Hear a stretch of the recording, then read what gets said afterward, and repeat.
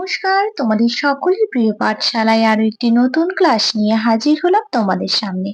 আজকে তোমাদের সাথে আলোচনা করব তৃতীয় পর্যায়ক্রমিক মূল্যায়ন 2024 দ্বিতীয় শ্রেণীর সংযোগ স্থাপন সক্ষমতার কিছু গুরুত্বপূর্ণ প্রশ্ন উত্তর।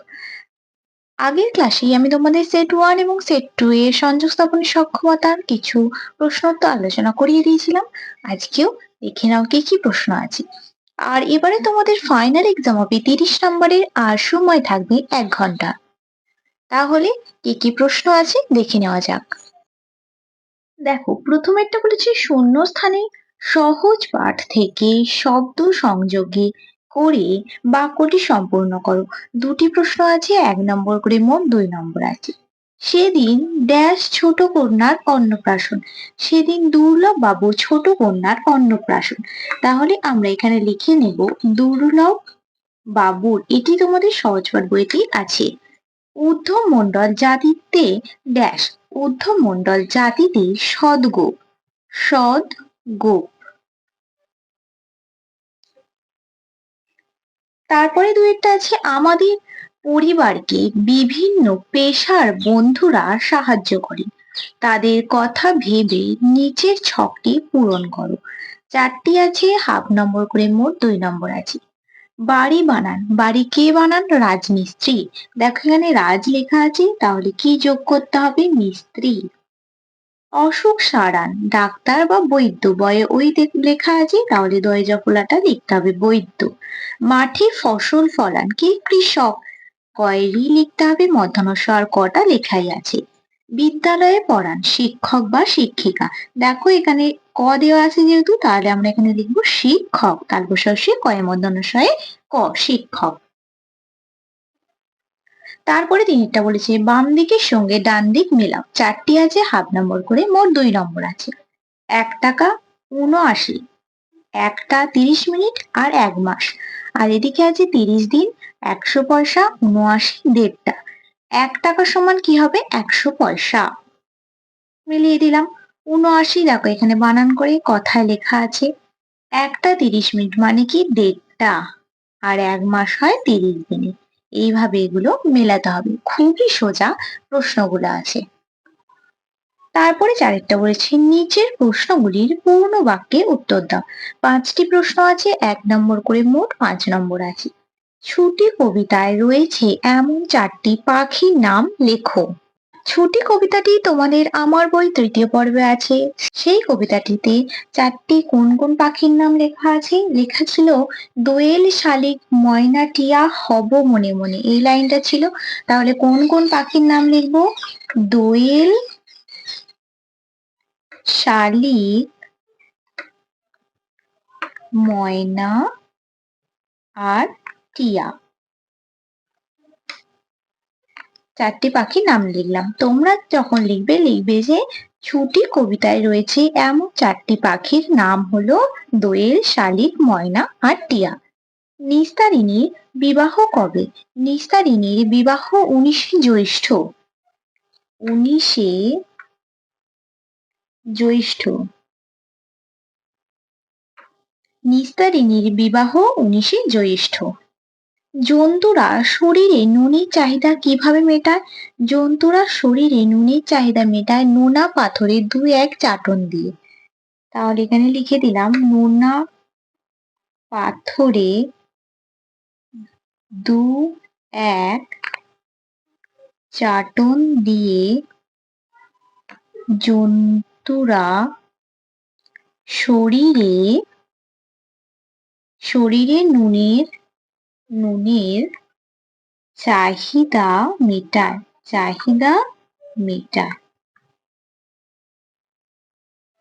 এর পরের পৃষ্ঠায় কি কি প্রশ্ন আছে দেখে নাও। দেখো, তারপরে প্রশ্নটি আছে নরেন বড় হয়ে কে হলেন? নরেন বড় হয়ে হলেন স্বামী বিবেকানন্দ। নরেনের পোশাকি নাম বললে লিখতে হতো নরেন্দ্রনাথ দত্ত। আর এখানে বলেছি যে নরেন বড় হয়ে কে হলেন? স্বামী বিবেকানন্দ হলেন। তাহলে এখানে লিখে দিচ্ছি স্বামী বিবেকানন্দ। নরেন বড় হয়ে কে হলেন? স্বামী বিবেকানন্দ। আমরা স্বামীজি হিসাবে চিনি। কোকিল কোথায় ডিম পাড়ে? কোকিল কাকের বাসায় ডিম পাড়ে। কোকিল কাকের বাসায় ডিম পাড়ে। তারপরে পাঁচেরটা বলেছে দেখো, ঘুড়ি থেকে সংখ্যা নিয়ে শূন্য স্থানে বসা। 2 নম্বর আছে। দেখো ঘুড়িতে অনেকগুলি সংখ্যা লেখা আছে, এখানে বক্স করা আছে। দেখো এটা আমাদের প্রথম হামুকটা দেখো এদিকে আছে, তার মানে এখানে আমরা বড় লিখবো। প্রথম বড় কোন সংখ্যাটি হবে? দেখো 52। তার মানে এটা বড় থেকে ছোট হবে। তারপর হবে 41, তারপরে হবে 39, তারপরে হবে 37, তারপরে হবে 11। 11 থেকে বড় 37, 37 থেকে বড় 39, 39 এর থেকে বড় 41, আর 41 এর থেকে বড় 52। যেটা বড় হবে সেদিকে হামুকটা বসবে। আমরা এটা জানি, আগেও শিখেছি। তারপরে 6টা কি বলেছে দেখো, ভাজ্য, ভাজক, ভাগফল ও ভাগশেষ নির্ণয় করো। 2টি আছে, 2 নাম্বার করে, মোট 4 নম্বর আছে। আগে ভাগটা করে দেখাচ্ছি, দেখো 33 আর 3, 3 একে 3, 3টা নামবে, 3 একে 3, কত হলো? 11। তাহলে ভাজ্য কোনটা? যেটাকে ভাগ করছি, 33। ভাজক কোনটা? যেটা দিয়ে ভাগ করছি, 3। ভাগফল কোনটা? ভাগ করে যেটা পেলাম, 11। আর ভাগশেষ কোনটা? শেষে যেটা পড়ে আছে, মানে কিছুই নেই, মানে 0। তারপরে ভাগটা আছে 47 ভাগ 3। এই ভাগটাও করে দেখাচ্ছি তোমাদের, দেখো 3 একে 3, 3 থেকে 4 বিয়োগ করলে 1 হবে, 7টা নামবে। 3 5 15, 3 6 18 হয়ে যাচ্ছে। 18 তো বসবে না, 17 থেকে তো 18টা বড়, তাহলে তো 18 বসবে না, 17 থেকে ছোট সংখ্যা বসাতে হবে। কি বসাবো? 3 5 15 বসাবো। এবার 5 থেকে 7 বিয়োগ করব, 2 হবে। এবার ভাজ্য কত হবে? যেটাকে ভাগ করছি, 47। ভাজক কোনটা হবে? যেটা দিয়ে ভাগ করছি, 3। ভাগফল কোনটা হবে? ভাগ করে যেটা পেলাম, 15। আর ভাগশেষ কোনটা হবে? শেষে যেটা পড়ে আছে অবশিষ্ট, মানে 2। এইভাবে তোমাদের এই ভাজ্য, ভাজক, ভাগফল এবং ভাগশেষ নির্ণয় করতে হবে।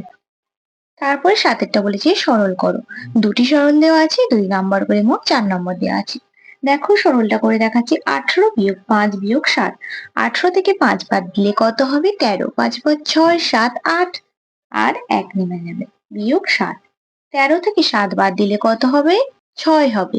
দেখো 7-এর পর 8 9 10 11 12 13, তাহলে লিখে দিলাম 6।